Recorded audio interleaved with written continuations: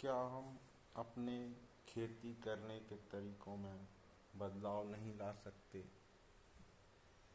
क्या हम फिर से आत्मनिर्भर नहीं बन सकते? क्या हमें जीरो बजट नेचुरल फार्मिंग की ओर नहीं मुड़ना चाहिए? ये वो सवाल हैं जो बढ़ती हुई लागत और जहरीली होती कृषि के ज्वलंत मुद्दे हैं।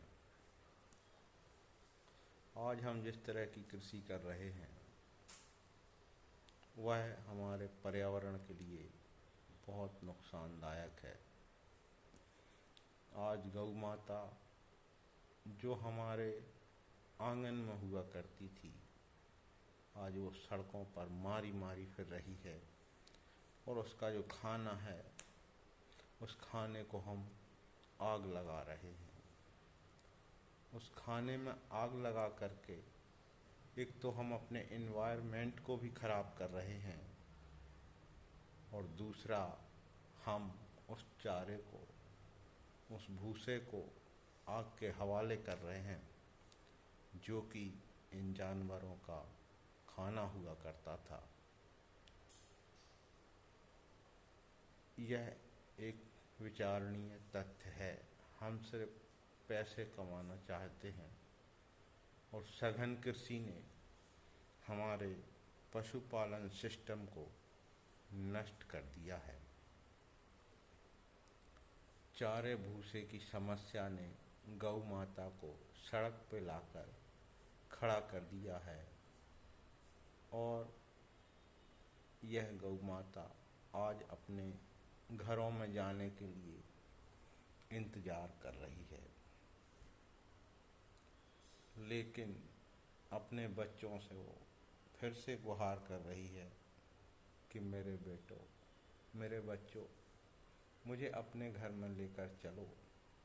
जैसे तुम मुझे पहले आंगन में बांधते थे, मुझे चारा खिलाते थे, मेरे चारे को आग मत लगाओ, उसकी रक्षा करो, समय दो, उस चारे को दान करो, डोनेट करो गायों के लिए और उन्हें मारने की बजाय उनके संरक्षण का प्रयास करो। जहरीली खेती बंद कर दो। एक साथ ना हो तो धीरे धीरे करो। बीज कंपनियों के गुलाम मत बनिए।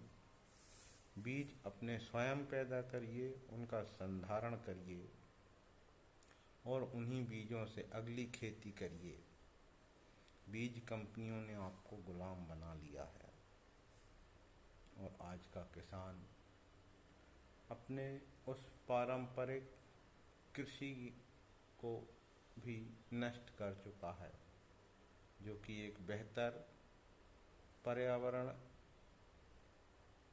के प्रति सहज और पर्यावरण के लाभ के लिए काम करती थी। उस पर्यावरण को भी नष्ट कर रहे हैं। इसलिए धीरे धीरे ही सही हमें जीरो बजट नेचुरल फार्मिंग की ओर वापस आना पड़ेगा। और गौ माता जो कि घूम रही हैं, सड़कों पर हैं, डंडे खा रही हैं, वाहनों के नीचे कुचली जा रही हैं, उन गौ माता को फिर से अपने आंगन की शोभा बनाना पड़ेगी। और इसी में भारत का और भारत की इकोनॉमी का और भारत के पर्यावरण का फायदा है।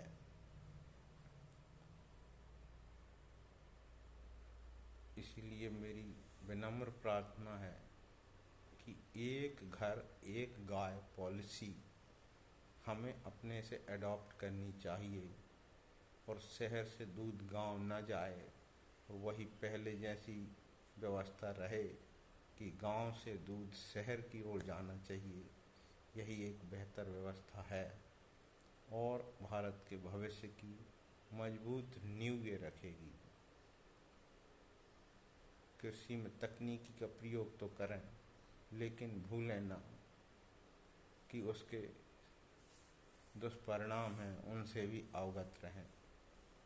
दवाई की मात्रा उतनी ही उपयोग करें जितनी की उस फसल को चाहिए। नरवाई, पराली, प्यार, इसमें आग से नष्ट न करें, क्योंकि ये पशुओं का खाना है और उससे इकोसिस्टम बिगड़ता है। कुछ व्यवस्था बनाएं, सोचें, प्रयास करें और एक इको फ्रेंडली एग्रीकल्चर एटमॉस्फेयर बनाने का प्रयास किया जाए।